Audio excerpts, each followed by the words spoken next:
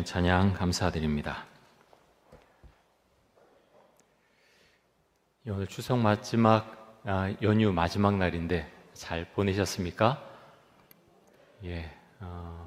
추석 이제 연휴 보내고 찬양대 이제 모이는 거 쉽지 않았을 텐데 연습 잘 하셔서 귀한 찬양 들려주신 거 감사하고요. 자, 오늘은 이제 이사야 강의 세 번째 시간입니다. 이사야 같은 이제 선지서를 볼 때 가장 중요한 게 여러 가지가 있습니다. 근데 이해를 돕기 위한 가장 중요한 것이 시대적 배경이라고 말씀드렸는데요. 다시 한번 이사야 1장 1절 한번 보겠습니다.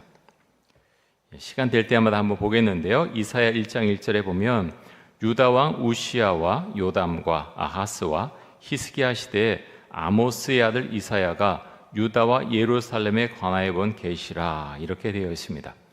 자, 이사야 선지자가 어느 왕 때 하나님께 말씀을 받아서 그 말씀을 전했습니까? 우시야, 요담, 아하스, 히스기야, 이 네 명의 왕의 시대다. 그러면서 시대적으로 언젠가면요, 주전 740년부터 주전 680년까지, 주전 740년부터 주전 680년까지 약 60년 정도 이사야가 예언자 사역을 감당했습니다. 그래서 이런 게 이제 잊어버릴 수 있는데요. 이것이 모아지면은 이제 선지서를 이해하는 데 굉장히 많이 도움이 되겠죠. 이사야 같은 경우는 주전 740년부터 주전 680년까지 약 60년 정도 선지자로 활동을 했고, 우시야, 요담, 아하스, 히스기야 시대 때 활동한 그런 선지자다라는 것이고요.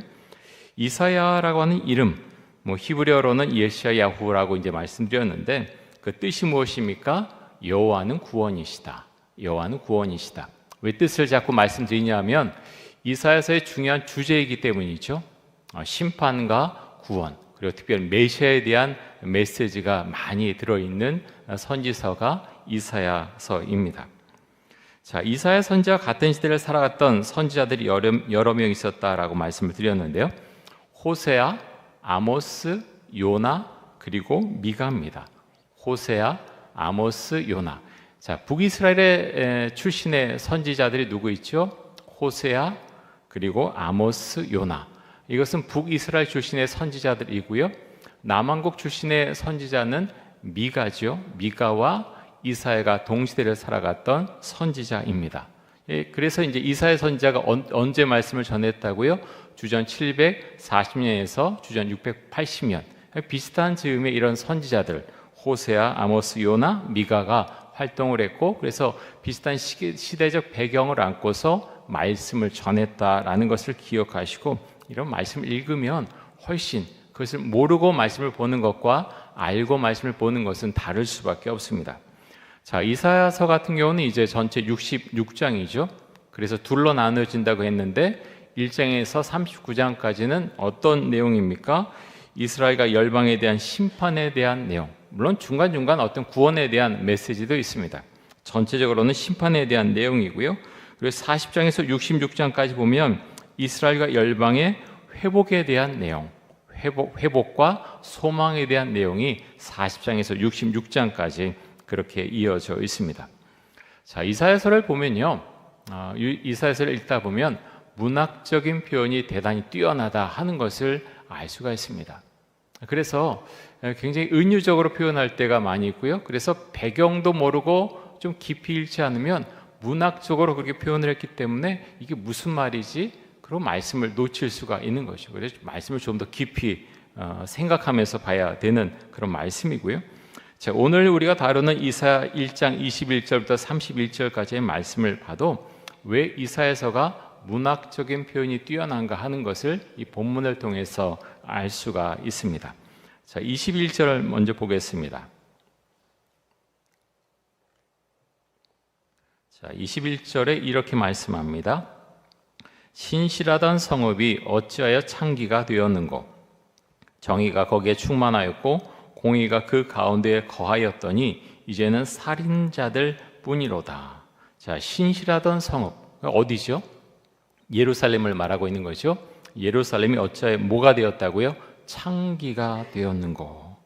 예전에는 뭐라 그랬습니까? 정의가 거기에 충만하였고 공의가 그 가운데 거하였더니 이제는 살인자들 뿐이로다. 실제로 뭐 살인을 했을 그런 경우도 있고요. 전체적으로는 속임과 거짓에 물들어 있는 그런 사람들을 대표적으로 살인자들이다, 이렇게 지금 표현을 한 것입니다. 그래서 여러분, 우리가 이런 말씀을 보면서 우리 신앙은 물론 개인적인 거죠. 계속 이사야서를 통해서 계속 말씀하시는 것이 어디에 있습니까? 계속 공평, 정의, 여기에 대해 계속해서 말씀하십니다. 너의 신앙이 어디 가느냐? 너의 이런 성읍이 어디 가느냐? 도대체 하나님을 믿는 너희들은 어디로 갔느냐? 계속해서 묻고 있는 거죠. 그래서 우리가 이 말씀 보면서 우리가 믿는 이 신앙이라고 하는 것은 개인적이기도 하지만 개인이 모여서 공동체를 이루고 사회를 이루고 있지 않습니까? 그래서 공동체가 이상하게 보이면요, 그 안에 있는 많은 개인들이 신앙이 온전치 않다라고 하는 것을 증명하는 거죠. 그래서 온전한 개인이 모여 있으면 그 공동체는 정말 뛰어난 신앙을 가진 그런 공동체가 되는 것이고, 그런 사회가 되는 것이고, 그런 국가가 되는 것이죠. 그렇지 못했을 때에는 분명 구성원 가운데 문제가 있다고 하는 것을 우리가 알 수가 있습니다. 여러분, 이사야 선지자, 예레미야 선지자보다는 좀 앞선 시대죠. 아까 이제 계속해서 말씀드리지만 우시야, 요담, 아스, 히스기야 때 이사야 선지자가 활동을 했고, 예레미야는 조금 뒤쪽이죠. 예레미야서에 보면 이제 좀 더 뒤쪽에 요시야 때부터 이제 말씀을 받아서 그 뒤에 여호아스, 여호야김, 여호야긴, 그리고 시드기야, 마지막 때까지 그렇게 말씀을 전했던 선지자가 예레미야 선지자죠. 제가 이것을 계속해서 말씀드리는 것은요, 시대적으로 그것이 익숙해야지 말씀을 좀 더 분명하게 읽고 이해할 수 있기 때문에 계속해서 말씀을 드립니다. 근데 이사야 선지자 같은 경우는 이 우시야, 요담, 아스, 히스기야, 이 네 명의 왕 때 주로 이제 복음을 전했는데요, 메시지를 전했는데, 이 네 명의 왕들 중에 악한 왕은 사실 아스 왕 한 명뿐입니다. 아스는 굉장히 악했던 그런 왕이죠. 어느 정도 악했습니까? 몰렉 신을 섬기면서 자신의 자녀를 불태워 죽이는 건요, 죽이고 불태우는 게 아니에요. 산채로 불태웁니다. 사람이 할 수 있는 그런 행동이 아니죠. 아스도 그랬고 므낫세도 그랬습니다. 몰렉 신에게 이런 것까지 했다고 하는 것입니다. 다른 왕들 우시야, 요담, 히스기야는 하나님을 그래도 잘 믿던 그런 왕들이었죠. 그런데요, 그러함에도 불구하고 하나님이 무엇을 말씀하십니까? 심판에 대해서 말씀하십니다. 이런 왕들을 보면 우시야, 요담, 히스기야, 사실은 부족한 게 굉장히 많아요. 그 중에 히스기야가 그래도 제일 뛰어난 그런 신앙을 가진 왕이었지만 부족한 것 굉장히 많이 있죠. 개인만 부족한 것이 아니라 유다 사람들 가운데 온전한 신앙을 갖고 있지 않은 사람들이 너무나 많았기 때문에 하나님께서 심판을 말씀하시는 거죠.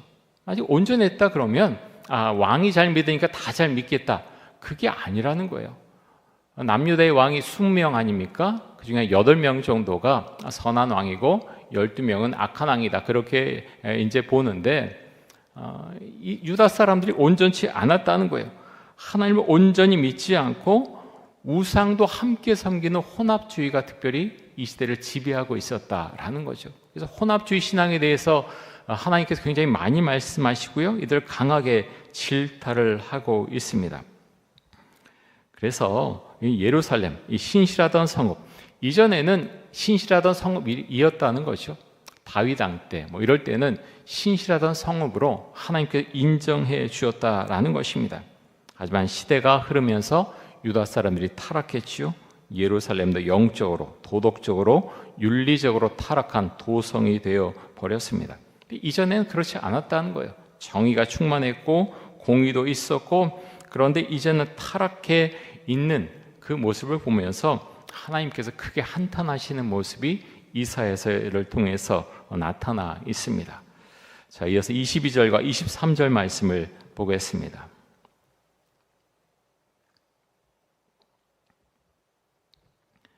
내 은은 찌꺼기가 되었고 내 포도주에는 물이 섞였도다. 내 고관들은 패역하여 도둑과 짝하며 다 뇌물을 사랑하며 예물을 구하며 고아를 위하여 신원하지 아니하며 과부의 송사를 수리하지 아니하는도다.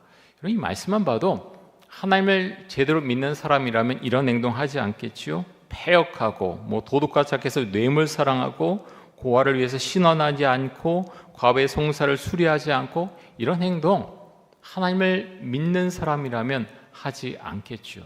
하나님을 두려워하는 사람이라면 결코 이런 행동 하지 않을 것입니다. 하나님을 믿지 않기 때문에 믿는다고 입으로 말해도 온전하게 믿지 않기 때문에 이런 행동을 하며 살고 있는 거죠. 자, 내 은은 찌꺼기가 되었고 내 포도주에는 물이 섞였다 이렇게 말씀하고 있습니다. 이 말씀은요 혼합주의에 대해서 특별히 말씀하고 있는 것입니다. 문학적으로 표현을 한 거죠. 은이 있는데 찌꺼기가 되었고요 포도주에는 물이 섞인 거예요. 온전하지 못한 거죠. 하나님을 믿는다고 하지만 하나님 믿습니다라고 하고 재물도 많이 드리고 막 그렇게 성대하게 무엇을 하지만 순서도 갖추고 하지만 다 빠져 있다는 거예요. 빈 어떤 껍데기처럼 그렇게 예배를 드리고 있었다라는 것입니다. 그래서 하나님께서는 이런 예배를 내가 받지 않겠다라고 말씀하시면서 너희가 그럴 바에는 그거 가져다가 너희끼리 그냥 먹어라. 하나님께서 그렇게 말씀하시지 않으십니까? 고관들은 뇌물을 사랑하고 고아와 과부의 억울함을 풀어주지 않았고 재판을 올바르게 하지 않았습니다. 여러분, 하나님에 대한 신앙이 약해지면 잃어버리면 그 사람의 마음 가운데 다른 것이 들어오겠죠. 하나님의 어떤 영이 떠나가면 그냥 비어진 상태로 있는 것이 아니겠죠. 그 안에 다른 영이 오겠죠. 탐욕이 마음속에 들어오게 됩니다. 사탄이 마음속에 들어오겠죠. 성경에 보면 탐욕은 우상 숭배다 이렇게 말씀을 합니다. 돈을 사랑하는 관리들, 하나님보다 돈을 사랑하는 거죠. 그래서 내가 뭐 때문에 관리가 되는지, 하나님을 위해서 어떤 일을 해야 되는지 생각 자체가 없었다는 거예요. 돈 되는 일만 하는 거죠. 가난한 사람들, 약한 사람들, 그 사람들 위해서 일을 하면 뭐가 생깁니까? 생기는 거 없습니다. 그러니까 일 안 하는 거예요. 돈 생기는 일만 쫓아다녔다는 거죠. 하나님께서 나를 보신다? 그런 생각이 없으니까 악하게 살아가는 것입니다. 여러분, 그렇죠? 하나님이 나를 보고 있지 않다라고 생각하면 우리가 신앙생활 잘 하겠습니까? 잘 안 합니다. 어차피 안 보는 걸 내 마음대로 살지, 이렇게 살지 않겠습니까? 하나님께서 나를 보고 계시다, 그 신앙의 고백이 우리에게 있기 때문에 우리는 어떻게든 믿음을 지키려고 하고 말씀을 배우려고 하고 말씀대로 살려고 하는 거죠. 여러분, 우리나라의 교회 수가 얼마나 될까요? 제가 전체장 맞춰보지 않았지만 우리 통합측 교회가 9천 교회가 훨씬 넘거든요. 계속 증가하다가 다시 이제 좀 줄어드는 그런 추세로 되었는데 전체 아마 교회가 6만 개가 넘는 걸로 알고 있습니다. 이단은 또 따로 하고요. 이제 정동 교단만 해도 이제 6만 개가 훨씬 넘는 걸로 그렇게 알고 있는데, 그렇게 많은 교회, 또 그 가운데 많은 교인들이 와서 예배를 드리겠죠. 근데 우리나라의 부패 지수가 이전보다는 많이 낮아졌어요. 보니까 2016년부터 김영란법이 이제 시행이 됐는데요. 그때가 180개국 중에서 52위였습니다. 2017년에는 51위, 2018년에는 45위, 2019년에는 39위, 2020년에는 33위, 2022년에는 31위, 또 작년에 2023년에 보니까 하나 도로 올라갔습니다. 내려갔습니다. 32위가 되는데, 저는 그런 생각합니다. 그래도 180개 중에서 높지 않느냐. 그런데요, 우리나라가 선교사 파송수에 있어서 2위예요. 미국이 지금 1위고, 물론 지금 많이 줄어들고 있는데, 선교사도 이렇게 많이 파송하고 있는 나라에서 이렇게 막 끼덕끼덕거리고 겨우 올라간 게 30위, 31위. 그런데 더 올라가야 되지 않겠습니까? 하나님을 온전히 믿고 있는가? 기독교인 수가 얼마나 되고 교회 수가 얼마나 되고 우리가 그런 얘기를 하지만 사실 하나님 앞에서 우리가 자랑할 수가 있느냐? 온전하게 그 이야기를 할 수가 있느냐? 참 부끄럽다는 거예요. 왜 그렇습니까? 이사야서 말씀을 통해서 계속 말씀하신 것은요, 사회 공평과 정의에 대해서, 약자에 대해서 내가 보호하고 있느냐, 그 신원을 들어주고 있느냐, 계속해서 말씀하고 있습니다. 우리나라의 어떤 재판 과정은 괜찮습니까? 물론 대부분의 판사님들은 참 좋은 분들이라고 생각을 합니다. 그런데 아직도 돈이 없고 법에 대해서 모르고 약하고 그러면 사실 강한 자에게 당할 수밖에 없는 것이 어떤 재판의 어떤 구조 아닙니까? 그런 사법 체계인데, 그래서 꼭 그런 건 아니지만 아직도 많은 사람들이 이런 면에 있어서 돈이 있으면, 돈이 있고 권력이 있으면 재판에서도 이긴다. 사실 많은 사람들이 그런 생각을 하고 있거든요. 그게 통용이 된다고 하는 것은 문제가 지금 있다고 하는 거죠. 공평과 정의가 온전치는 않다라는 것을 우리에게 말해주고 있습니다. 그래서 하나님을 믿는 사람이 늘어가면 정말 청렴한 사회가 되고 이런 부정과 부패가 없는 사회가 되어 가느냐? 우린 그렇게 말할 수 있어야 된다라는 겁니다. 신앙은 신앙이고 사는 건 사는 거지. 그건요, 하나님 믿는 사람이 할 소리가 아니죠. 그런 사람은 하나님 믿는 사람 아닙니다. 우리 그것을 분명히 말해야 되겠죠. 그래서 우리가 주일에도 모여서 예배 드리고 수요일에도 드리고 새벽에도 이렇게 예배를 드리고 있지만, 내가 하나님을 온전히 믿는 사람인가? 그것은 하나님과 나의 관계 가운데서 우리가 알 수 있는 것이고, 또 하나는 공동체 가운데에서, 사회 가운데에서 하나님을 믿는 모습이 분명히 드러난다라는 것입니다. 어떻게 속일 수가 없는 거죠. 그런 면에 있어서는 우리에게는 정말 더 많은 회개가 필요하고요, 소금과 빛으로 이 사회 가운데서 우리가 살고 있는가 더 많이 고민하고 또 치열하게 애쓰고 그리고 뚫고 나가야 되는 그런 부분이라고 하는 것이죠. 자, 이어서 24절 말씀을 보겠습니다.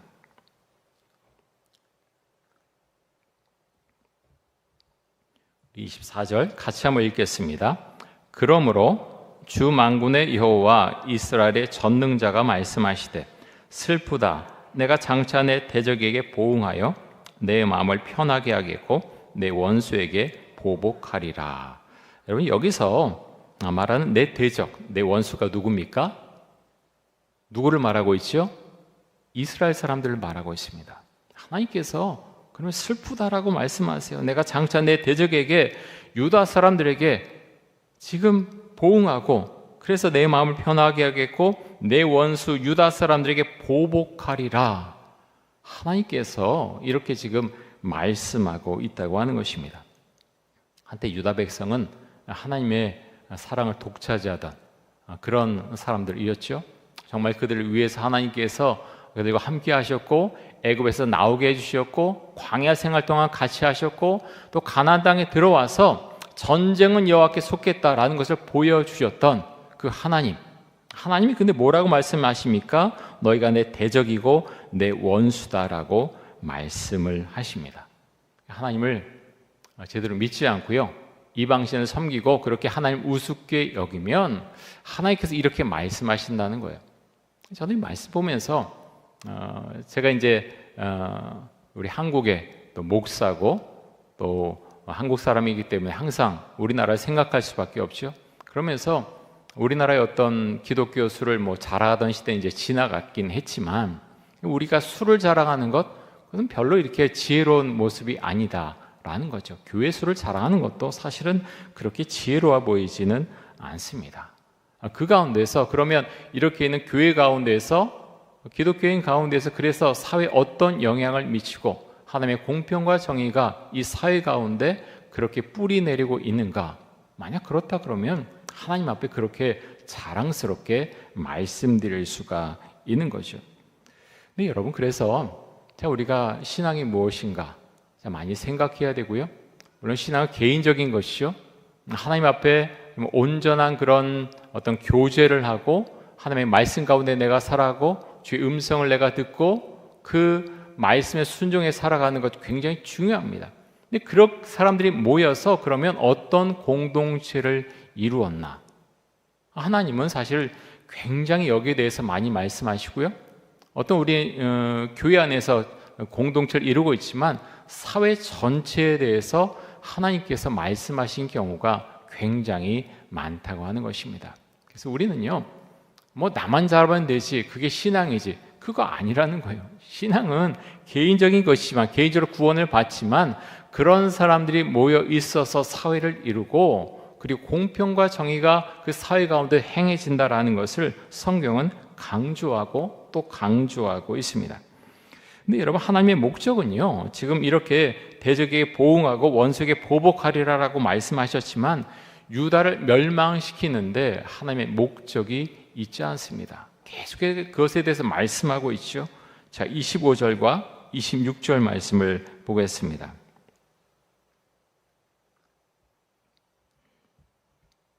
우리 같이 한번 25절, 26절 같이 읽습니다. 내가 또 내 손을 내게 돌려 내 찌꺼기를 잿물로 씻듯이 녹여 청결하게 하며 내 혼잣물을 다 제하여 버리고 내가 내 재판관들을 처음과 같이 내 모사들을 본래와 같이 회복할 것이라. 그리한 후에야 내가 의의 성읍이라 신실한 고울이라 불리리라 하셨나니. 자, 내 찌꺼기를 청결하게 하고 내 혼잣물을 다 제하여 버린다라는 것은요, 남유다를 완전하게 멸망시키지 않고 신앙이 있는 신실한 자들, 남은 자들을 남겨두시겠다. 그것을 지금 말씀하고 있는 거죠. 자, 내가 또 내 손을 내게 돌려라고 했습니다. 25절에 보면 내가 또 내 손을 내게 돌려. 자, 돌려라고 하는 이 히브리어 단어는 슈브라고 하는 단어인데요. 슈브는 돌다, 돌이키다, 돌다, 돌이키다 라는 의미를 갖고 있는 단어인데요. 내 손을 내게 돌려라는 이 말은 하나님께서 구원의 손을 내미신다라는 의미를 갖고 있죠. 근데 하나님께서 구원의 손을 내밀어서 유다 백성을 구원해 주시겠다, 그것을 지금 말씀하고 있는 것입니다. 재판관들을 처음과 같이 내 모사들을 본래와 같이 회복할 것이다 라고 말씀을 하시죠. 하나님은요, 정말 멸망을 시키겠다라고 말씀하시지만 왜 하나님께서 계속 이사야나 예레미야 같은 선지자를 통해서 계속해서 이렇게 말씀하십니까? 멸망이 목적이었다면 너희 다 관둬, 아무 말도 하지 마, 그냥 다 쓸어버릴게 라고 하시겠죠. 하지만 하나님은 계속해서 멸망시키겠다라고 하시지만, 경고하시지만 이들이 살아나기를 원하시는 거예요. 다시 회복되기를, 그래서 하나님께 소망을 두기를 원하시는 거죠. 그래서 여러분, 사람들이 회복되면 그 사람들이 사는 도시도 회복이 됩니다. 그래서 다시 말하면요, 우리나라에 많은 기독교인이 있다고 하지만 우리 도시 가운데, 특별히 서울이라고 하는 이 메머드 시티 가운데, 이 대도시 가운데 얼마나 온전치 못한 것들이 많이 있습니까? 많은 교회들이 있죠. 몇만 명 모이는 교회도 있고 그런 교회가 있는데, 교회들이 있는데 이 서울이라는 도시에, 또 한국 사회에 어떤 영향력을 미치고 있는가, 그 면에 있어서는 우리 많이 기도해야 되고 또 회복해야 되고 노력해야 될 점이 굉장히 많이 있습니다. 사람이 회복되면 도시는 회복이 되는 거죠. 재판관들과 모사들이 본래와 같이 회복되면 그 후에 예루살렘이 의의 성읍, 신실한 고을로 불릴 것이다, 이렇게 말씀하고 있습니다. 여러분, 똑같이요, 우리가 사는 이 서울, 하나님을 믿는 사람들이 점점 온전해지면 이 서울이 정말 주께서 기뻐하신 그런 도시다라고 말씀드릴 수가 있다고 하는 것입니다. 근데 여러분, 그래서 지금 이런 걸 생각하면 언제 어떻게 우리가 이것을 할 수가 있는가, 참 많이 고민이 생기죠. 그래서 이제 박영석 목사님 하나님의 열심이라고 하는 유명한 책이 있죠. 우리 교회에서도 이제 추천 도서로 이제 추천해 드렸는데, 하나님의 열심이 있다는 거예요. 우리는 포기하고 아무것도 아니고 그냥 어떻게 보면 주저앉고 싶지만 하나님의 열심이, 어떨 때는 정말 주저앉아 있는데 잡아서 막 끌고 가듯이 그렇게 사람들을 주께서 이끌어 가시고 교회를 끌어 가시고 민족을 끌어 가시고, 그것을 하나님께서 하나님의 열심으로 이루어 가신다라는 것을 우리는 성경을 읽으면서 알 수가 있습니다. 여러분, 그렇지 않나요?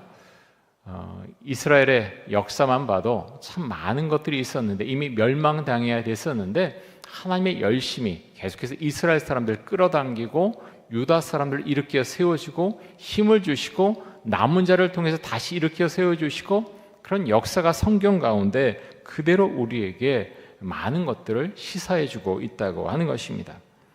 자, 이어서 27절과 28절 말씀을 보겠습니다.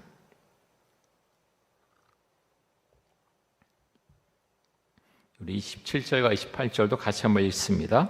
시온은 정의로 구속함을 받고 그 돌아온 자들은 공의로 구속함을 받으리라. 그러나 패역한 자들과 주인은 함께 패망하고 여호와를 버린 자도 멸망할 것이라. 자, 모든 사람이 다 구원을 받는 것도 아니고요, 모든 사람이 다 멸망을 당하는 것도 아니죠. 뭐라고 말씀합니까? 시온, 유대 사람들을 말할 수도 있고 또 이스라엘 사람들을 말할 수도 있는데, 정의로 구속함을 받고 정의로 구원을 받는다라고 말씀하고 있고요, 또 돌아온 자들은 공의로 구속함을 받으리라. 자, 신앙적으로 돌아온 자들도 공의로 구원함을 받을 것이다 라고 말씀합니다. 하지만 모든 사람이 다 구원받는 것이 아니라, 그러나 패역한 자들과 주인은 함께 패망하고 여호와를 버린 자도 멸망할 것이라. 자, 하나님께서 이렇게 말씀하십니다. 하나님은 자비로운 분이시지만 심판하실 때 무섭게 심판하시는 하나님이시죠. 그래서 아수르 같은 그런 민족을 통해서, 그런 나라를 통해서 북이스라엘 멸망시켰고요, 또 아수르가 남유다도 굉장히 많이 괴롭히지 않았습니까? 이사야서에 보면요, 아하스와 또 히스기야 왕 때 아수르가 얼마나 큰 아픔을 주었는가 하는 것을 이제 보여주고 있는데요. 특별히 이제 그 아람과 북이스라엘 연합해서 남유다를 침범하지 않습니까? 반아수르 전선을 이제 형성하기를 원했던 거죠. 그런데 그 사건이 이제 이사야 7장에 가면 나오고 있고요. 나중에 이사야 33장부터 36장에 보면 히스기야 때 이야기가 나오죠. 이제 아수르의 사네립이 이제 쳐들어오죠. 주전 701년인데요. 그때 쳐들어와서 그때 있었던 사건에 대해서 말씀하고 있습니다. 하나님은 정말 하나님을 온전히 믿는 사람들 보호해 주시고 그들과 함께 하기를 원하십니다. 하지만 그렇지 않았을 때 정말 그 아픔, 그들이 잘못한 데 대해서 하나님께서 징벌하시고 거기에 대해 분명한 어떤 대가를 치르게 하신 분이 하나님이시라고 하는 것을 우리는 성경을 통해서 분명히 알 수가 있죠. 그래서 여러분, 우리는요, 하나님께서 기회 주실 때 그 손을 잡아야 됩니다. 언제나 손을 내미시는 것이 아니에요. 손을 내미실 때 손을 붙잡아야 된다고 하는 것입니다. 개인의 구원의 사건도 그렇고 교회도 마찬가지죠. 여러분, 그래서 우리가 잘 알고 있지만 한국에도 이제 많은 교회가 있고 전 세계적으로도 이제 교회들이 있는데, 이제 로잔 대회라고 하는 것이 이제 9월에 열립니다. 이제 인천 송도 쪽에서 열리게 됐는데, 그래서 복음에 대해서 그 대회에서 또 이제 이야기가 될 것이고요. 여러 가지 발표되는 것도 있고 그럴 것인데, 그래서 우리가 교회를 어떤 개인적으로만 보는 것이 아니라 한국 교회만 있는 것이 아니라 전 세계적으로 교회가 있고 또 하나님께서 이끄시는 것이 있다라는 것을 우리가 기억하고, 그런 것이 또 이제 보도될 때 그 대회를 위해서도 우리가 함께 기도할 수 있어야 되겠죠. 그래서 여러분, 우리 신앙은요, 참 제가 목회의 길을 가면서 이제 그런 고민이 있어요. 한국 교회 가운데 많은 이제 교회들이 있는데, 목회자로 이제 지내다 보니까 일반 교인들은 보지 못하는 것들, 좋은 것도 보지만 좋지 않은 것들도 보게 되거든요. 그래서 이 교회들 가운데에서 어떤 정치색들이 있는 그런 모습도 보게 되고요.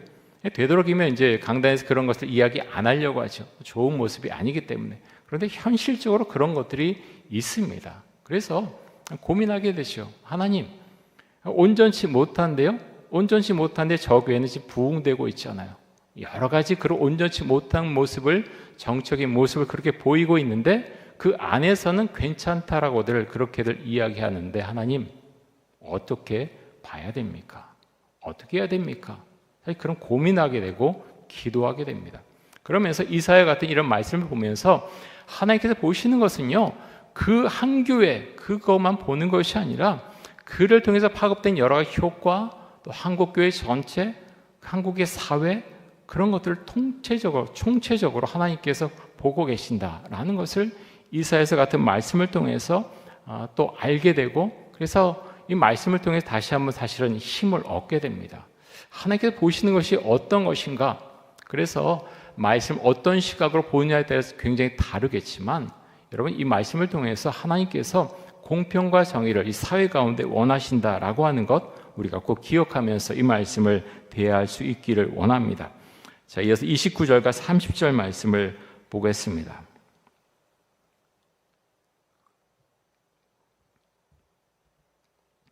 29절 30절 우리 같이 한번 읽습니다.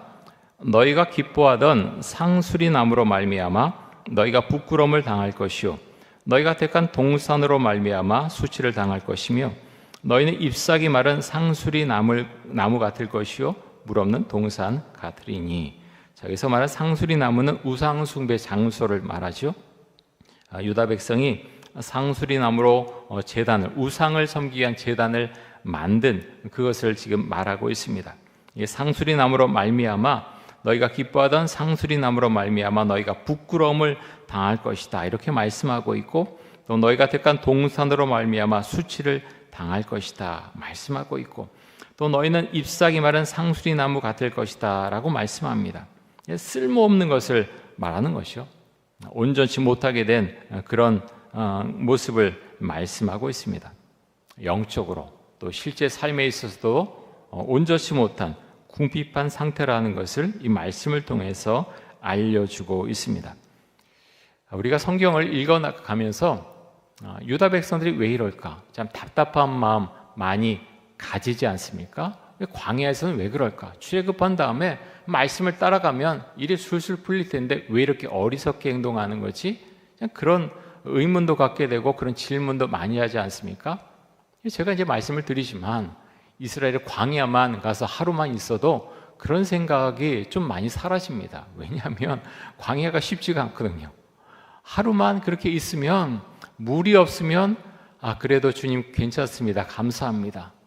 우리가 그럴 것 같습니까?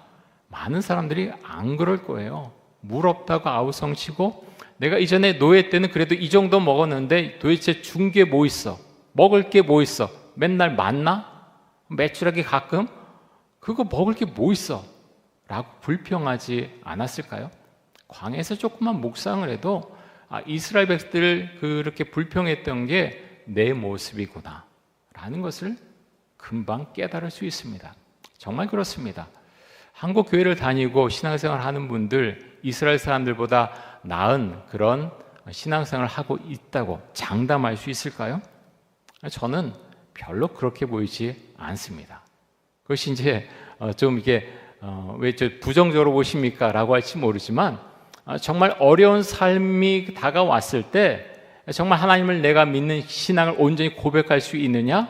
그런데 사람은요 사실 개인마다 다르지만 우리가 봐야 될 그런 부분은 다윗이나 또 여러 선지자들 그분들이 어떻게 하나님을 대하고 그분의 하나님이 어떤 하나님이었고 우리는 거기에 좀 더 집중해서 볼 필요가 있는 것이죠. 그래서 우리도 별반 다를 것이 없는 사람들이지만 그래도 주님 저는 다윗을 닮기 원합니다. 아브라함을 닮기 원하고 또 믿음의 선지자들을 제가 닮기 원합니다. 그렇게 기도하면서 그분들의 신앙을 따라가는 것이죠. 그것이 우리의 신앙 고백이 될 수 있기를 원합니다. 여러분 우리나라의 샤머니즘 사상이 얼마나 뿌리가 깊습니까? 추석에 대해서 차례 지내는 것도 그렇지만 사주팔자 보는 것 방송에 얼마나 많이 나옵니까? 우리들도 그렇지만 우리 자녀들 보면서 사주팔자 보는 거 그냥 다 봐. 사주 카페 같은 데 가는 거 그거 뭐가 잘못됐는데 다들 가는데 여러분 그게 혼합주의 신앙이라는 거예요. 재미가 아니고요. 영적으로 타락해 가고 있다는 겁니다. 사회 전체가 그렇고요. 기독교인들 중에 그럼 점을 보러 카페 가고 그러니까 좀 세련돼 보입니까? 어차피 타락한 길로 점 보러 무당을 찾아가나 카페 가나 똑같다는 거죠. 그래서 우린 이 현대 시대에 우리를 영적으로 그렇게 자꾸 헷갈리게 만들고 타락하게 만드는 것들에 대해서 분명히 선을 그어야 될 필요가 있다고 하는 것입니다. 하나님은 하나님께 예배드리면서 그렇게 마음대로 행동하고 또 마음대로 생각하고 판단하는 데 대해서 가증스럽다라고 성경을 통해서 여러 번에 걸쳐서 우리에게 말씀하십니다. 자, 마지막 31절 말씀을 보겠습니다. 우리 31절 같이 한번 읽습니다. 강한 자는 사물하기 같고 그의 행위는 불띠 같아서 함께 탈 것이나 끌 사람이 없으리라. 자, 강한 자는 정치적으로 힘이 있는 사람이거나 경제적으로 굉장히 윤택한 아주 부자를 말하겠죠. 그래서 이 말하는 자들은요, 올바른 길을 걸어갔던 사람들이 결코 아닙니다. 그 반대편에 서 있는 사람들이죠. 윤리적으로, 도덕적으로, 신앙적으로 그렇게 온전치 않았던 삶을 살아갔던 사람들이고 탐욕을 위해서 살아갔던 그런 사람들을 말합니다. 그런 자들이 마지막에는 심판을 받게 될 것이다. 이 부분에서 그렇게 말씀하고 있습니다. 심판이 얼마나 강력한지 그것에서 벗어날 자가 아무도 없을 것이다. 그것에 대해서 분명히 말씀해 주고 있습니다. 사랑하는 성도 여러분, 우리 힘으로는 사실은 우리 의지로는 말씀에 온전히 순종하기가 어려울 때가 굉장히 많습니다. 그래서 우리는 예수님을 의지하는 거죠. 그래서 십자가에 달려 죽으신, 나를 위해 달려 죽으신 예수 그리스도를 우리가 의지하는 것이고 십자가의 신앙을 고백하는 것이고, 그래서 우리가 모자르고 날마다 넘어지고, 그렇지만 우리가 예수님을 바라보면서 우리의 마음을 다시 다잡는 것이고, 또 하나님 날마다 성령에 대해서 우리가 말하고, 그렇지만 따져보면 성령의 9가지 열매 늘 말하지만 내가 성령을 받았다 그러고 주 앞에 그렇게 부르짖어 기도하지만 내 안에 성령의 9가지 열매가 있는가? 더 많은 열매들도 있을 수 있죠. 그게 어떤 내면적인 그런 열매고 관계적인 열매인데 정말 있는가? 그것을 보면 어떤 성령 충만한 것은요, 물론 방언도 하고 통변도 하고 내 안에 뜨거움도 있지만 그것이 결과적으로 나타나는 것은 성령의 열매 같은 내면 그리고 관계적인 그런 모습이겠죠. 그것이 아니라면 내가 받은 성령 분명히 문제가 있는 거예요.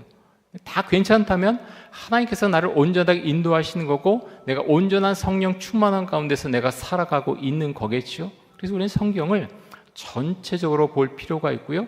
난 그래서 이쪽 면이 괜찮으니까 괜찮아, 그게 아니고 성경 여기저기에서 내가 걸리지 않도록 점검하고, 주님 제가 괜찮은 그런 신앙이입니까? 우리가 주 앞에 물을 수가 있어야 된다고 하는 것입니다. 사랑하는 성도 여러분, 우리가 이사야서 말씀을 계속 보면서 하나님께서 어떤 사회를 정말 원하셨는가, 어떤 신앙을 유다 사람들이 갖길 원하셨는가, 우리 성경을 통해서 또 우리가 파악해보고, 그럼 나는, 우리 교회는, 또 우리 대한민국은 어떤 방향을 향해서 우리가 나아가야 되는가, 우리가 같이 생각하고 또 기도하고 또 그래서 그 길을 찾아서 가는 그런 시간이 될 수 있기를 원합니다. 우리 함께 기도하겠습니다. 이 시간 기도할 때 하나님의 말씀만을 따라가도록 해주시고 하나님만을 온전히 섬기는 신앙의 삶을 살아가게 하여 주옵소서. 혼합주의 신앙을 배격하게 해주시고 죄로 가득 찬 우리 모든 여러 주변 상황 가운데 우리가 굴복하지 않고 하나님의 은혜 가운데에서 이 나라를 위해서 중보기도하며 또 소금과 빛으로 이 세상을 살아갈 수 있도록 하여 주옵소서. 우리 통성으로 함께 기도하겠습니다.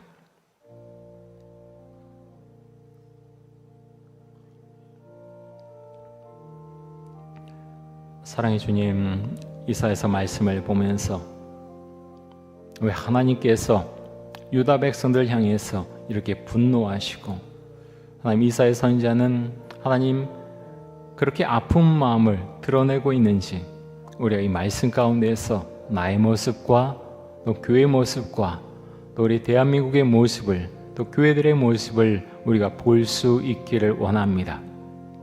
우리가 암호로 입으로 나는 괜찮다, 우리 교회가 괜찮다, 또 우리 한국의 교회들이 괜찮다라고 그렇게 말할지 모르지만 하나님 아버지, 모든 판단을 하나님께서 하신다고 하는 것을 우리가 기억할 수 있기를 원합니다. 공평과 정의가 이 사회 가운데 있는가? 하나님, 우리가 그것에 대해서 아무 책임이 없다 말하는 것이 아니라 하나님 아버지요, 이 세상에서 소금과 빛으로 살라고 말씀하셨습니다. 한국에 그렇게 6만 개가 넘는 교회들이 있고 수많은 성도들이 있는데 하나님 아버지, 이 사회 가운데에서 어떤 영향력을 끼치며 살고 있는지, 그래서 우리 한국 사회가 하나님 정말 공평과 정의가 있고 또 하나님 그래서 약자와 또 그렇게 힘들고 어려워하는 사람들을 정말로 도우면서 그렇게 함께 살고 있는지 우리의 모습도 한번 되돌아볼 수 있기를 간절히 원합니다. 날이 갈수록 정말 하나님을 믿는 우리의 신앙이 성장하고 성숙할 수 있도록 해주시고 하나님 우리의 마음이 하나님 마음과 합하는 그런 은혜가 있기를 간절히 원합니다. 지금 함께 해주시고 우리 수요예배 시간에 오신 우리 성도님들 한 분 한 분 함께 하셔서 삶 가운데 주의 은혜가 있기를 간절히 원합니다. 하나님의 인정을 받고 또 하나님 인도하심을 받는 그런 개인의 삶과 또 가정이 될 수 있도록 지금 역사하시고 은혜를 더하여 주옵소서. 하나님 아버지, 우리가 언젠가 이 땅을 다 떠날 것인데 우리가 이 땅을 떠난 다음에 우리 가족들이 천국에서 다 만날 수 있기를 간절히 원합니다. 하나님 주의 은혜가 아니면 아버지 우리가 할 수 있는 것이 아무도 없사오니 하나님 아버지 우리 가운데 함께 하셔서 우리가 기도하며 또 소금과 빛의 삶을 살아갈 때 하나님 먼저 우리의 사랑하는 가족들에게 주님 역사해 주시고 우리가 같은 신앙을 고백하며 우리가 하나님을 바라보면서 혼합주의가 아닌 온전한 신앙을 가지고 하나님 이 세상을 살아갈 수 있도록 주님 역사하시고 은혜를 더하여 주옵소서. 주님 감사합니다. 우리 가운데 함께 하시고 늘 하나님을 바라보면서 우리는 날마다 낭망하고 우리는 날마다 하나님 이 세상 가운데서 어떻게 살아가야 될지 그렇게 막막한 마음을 가질 때도 있지만 하나님 아버지여 주님을 의지하면서 말씀에 의지해서 날마다 새로운 힘을 얻고 하나님의 인도하심을 받는 귀한 삶을 살아갈 수 있도록 하여 주옵소서.